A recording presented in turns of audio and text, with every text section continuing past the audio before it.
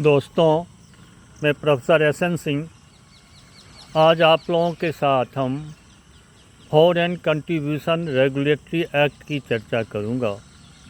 यह एक्ट 2010 में बनाया गया था, जब यूपीए की सरकार थी, कांग्रेस और अन्य विपक्षी दलों की सरकार थी। मनमोहन सिंह जी प्रधानमंत्री थे और सोनिया जी का नेतृत्व चलता था।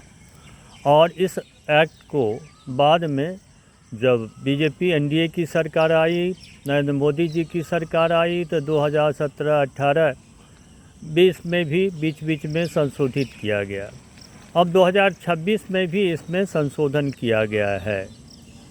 अब मूलतः तो इस एक्ट को जो श्रीमती इंदिरा गांधी जी के द्वारा आपातकाल के समय में 1976 में बनाया गया था।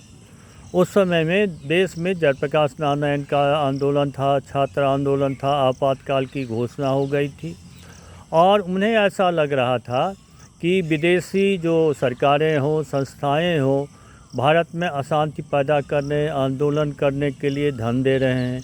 यहाँ तक कि जननायक जयप्रकाश नारायण को भी वो कहते थे कि उनके पास जो है अमेरिका से पैसे आते हैं और उसके बल पर कि उनका जो पूरा समय का गुजरा है और अभी भी आंदोलन में सहयोग दे रहे हैं। तो उन्होंने इस बात को सिद्ध करने के लिए या कोई सहायता नहीं आए, तब उन्होंने FCRA बनाया, फॉरेन कंट्रीब्यूशन रेगुलेटरी एक्ट बनाया। और उसमें इसने प्रावधान उन्होंने किया, किसी भी जो राजनीतिक दल को, आंदोलनकारियों को और किसी भी संस्थाएं जो गैर सरकारी जो हो, यदि कोई धन दिया जाता है तो उसको विशेष ध्यान में रख कर के दिया जाए और देश में कोई आंदोलन और व्यवस्था नहीं हो और सरकार के जानकारी में हो।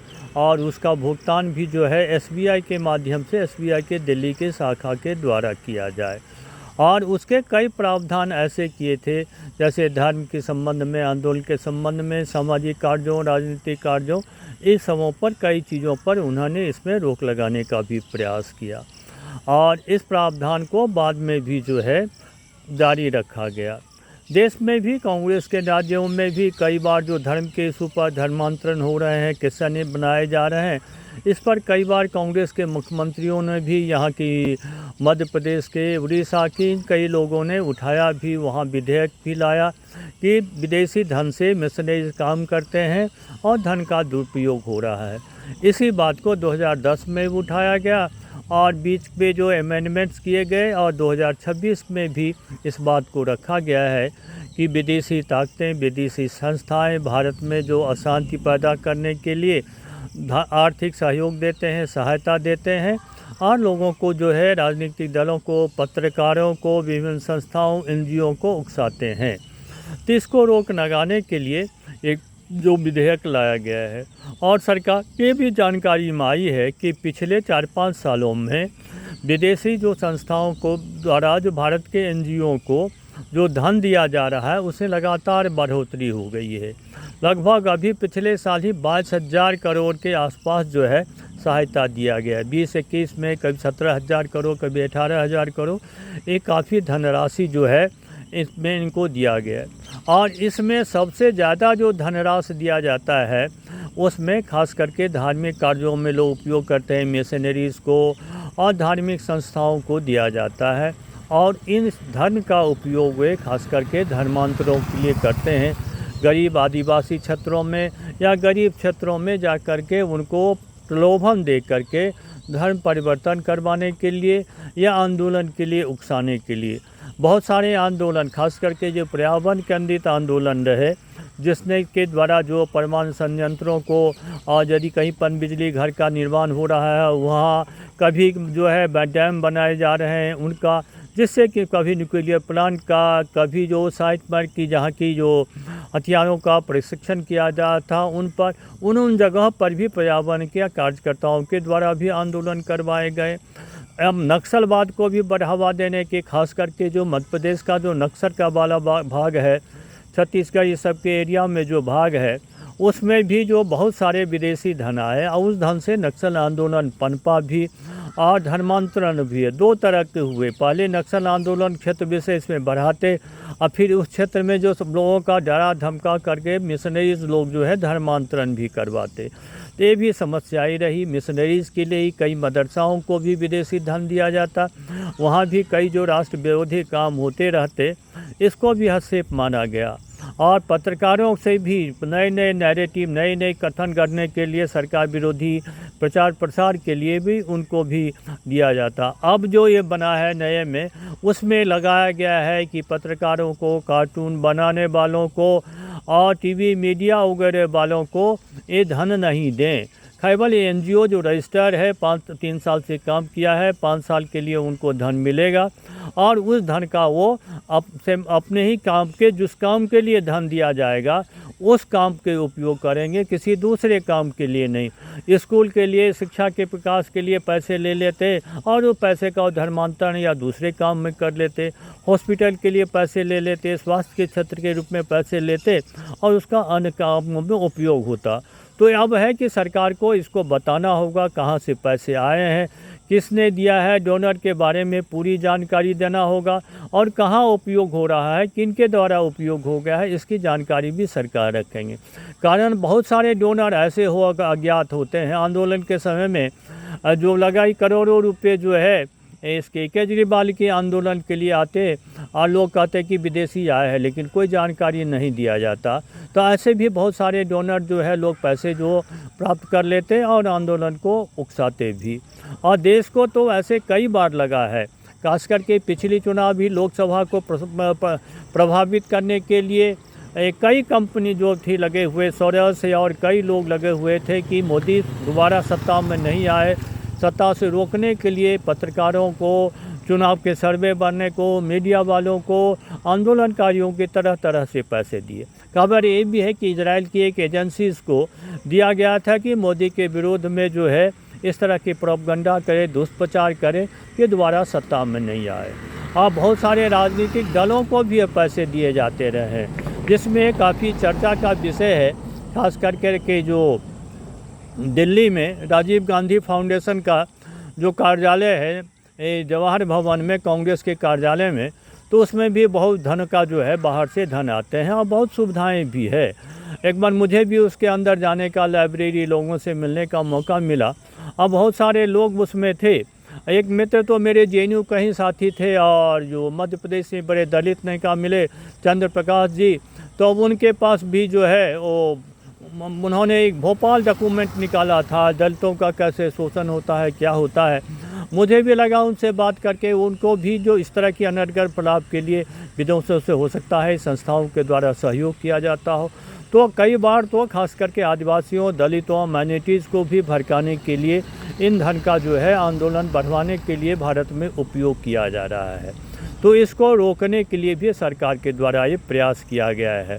और इसमें प्रावधान है कि धार्मिक कार्य के लिए धन दिया जा सकता है, कल्चरल कार्य के लिए दिया जा सकता है, धर्मस्थलों के निर्माण के लिए दिया जा सकता है, धार्मिक शिक्षा के लिए दिया जा सकता है, सामाजिक कल्याण के लिए, स्वास्थ्य के लिए दिया जा सकता है, पर्यावरण के लिए दिया जा सकता है इनको, लेकिन केवल है कि इन पैसे का उसी काम में उपयोग हो। और फिर एक प्रावधान और है कि जो धन उनको प्राप्त हुआ है उसका 75% उपयोग कर लेंगे, उसकी यूटिलाइजेशन का चार्टेड अकाउंटेंट वाला हिसाब किताब देंगे, तब ये दूसरे बार दूसरे जगह से पहले धन प्राप्त करने की कोशिश करेंगे। तो वित्तीय नियंत्रण का भी हुआ है, अपव्यय भी नहीं हो, एनजीओ के नाम पर पैसे लूटे भी नहीं। कई बार होते हैं, जैसे एक थे बड़े मानवाधिकार के लड़ने वाली वकील तीस्ता जी, उन पर भी कई आरोप आए कि जो मानवाधिकार के नाम पर, मोदी विरोधी के नाम पर बहुत धन उन्होंने एकत्रित किया और उसका जो है अपने आप में उपयोग किया। तो ऐसे बहुत सारे लोग हैं विदेशों में जैसे जा कर के धन प्राप्त करके इसका दुरुपयोग करते हैं। अब जो विधेयक जो अभी लाया गया है, अभी जून के अंत में ही भारत सरकार के गृह मंत्री किया, गृह मंत्रालय ने इस पर बहुत काम किया है। तो ये लोग जो है अब अमित शाह जी की बहुत आलोचना में लगे, कहते हैं कि भारत में तानाशाही लाना चाहते हैं, स्वतंत्रता की हनन करना चाहते हैं, आर्टिकल 19 के हवन करना चाहते हैं, जो स्वतंत्र विचारों की अभिव्यक्ति की स्वतंत्रता का आर्टिकल 25 की अवहेलना करना चाहते हैं कि धार्मिक आज़ादी की, धार्मिक संस्थाओं को चलाने वगैरह की।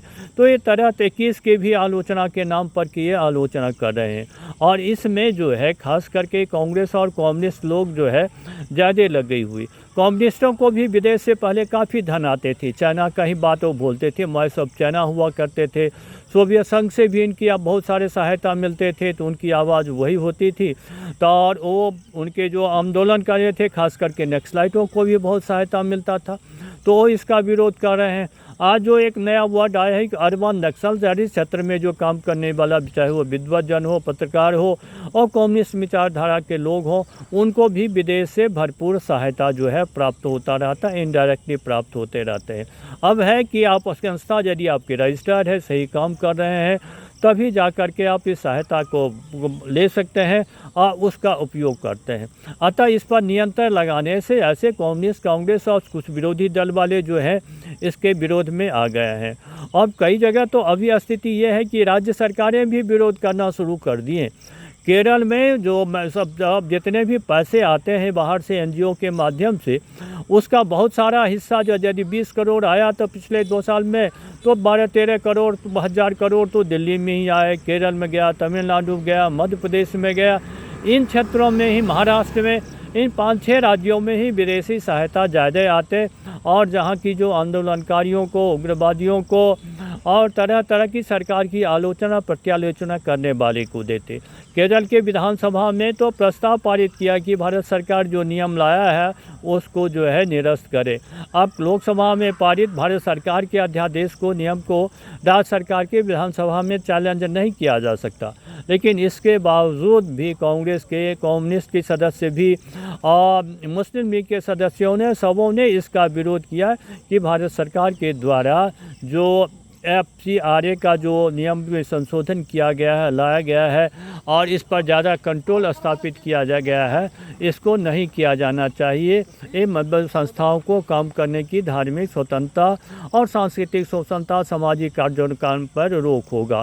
तो ये गलत तरीके से इसको प्रचारित करने का प्रयास किया गया है। कई लोग अभी भी इस बात को, कुछ लोग मीडिया में भी रखने वाले लोग इस बात की चर्चा कर रहे हैं, लेकिन इसमें नया कुछ भी नहीं है। देश को सोरोस जैसे जो खुलेआम कहते हैं कि हम विरोध करेंगे, मोदी सरकार को गिराएंगे, अब भारत में धन लगाते हैं। पहले भी बहुत सारे फोर्ड फाउंडेशन के द्वारा और जो कई संस्थाएं थी, आगा खां वाले ग्रांट देने वाले कई संस्थाएं भारत के विद्वानों को ले जाते थे, उनका ब्रेन वॉश करते थे। अब भारत में उस तरह के कल्चर, विचारधारा को प्रोत्साहित करते थे। कई बार वार मंगनी वाले, हथियार खरीदने वाले, दवा कंपनी वालों में, अभी ही जो पिछले 2020 में जो भारत में जो कोरोना आया और भारत में जो कोरोना के जो वैक्सीन बनाए गए, इसका विरोध करके ये विदेशी समर्थक का, दवाओं का समर्थन करने वाले समाजवादी के नेता के जो लोग थे, कांग्रेसी थे कि विदेशी सैंपल का उपयोग करो, विदेशी दवाओं को बढ़ाए, ये सब के सब विदेशी धन से ही पलने वाले मुखर होकर के उनके समर्थन में प्राप्त करते, भारत की जो उत्पादक है उसकी भी आलोचना करते। तो भारत में विभिन्न तरह से जो हस्तक्षेप दूसरे देशों के द्वारा आर्थिक रूप से, वैचारिक रूप से और यहाँ के लोग नए वैचारिक गठन, नए नैरेटिव गठने के लिए जो पैसे लगाए जाते, उपद्रव करवाए जाते, उस सब को नियंत्रित करने के लिए ही ये विधेयक में संशोधन किया गया है।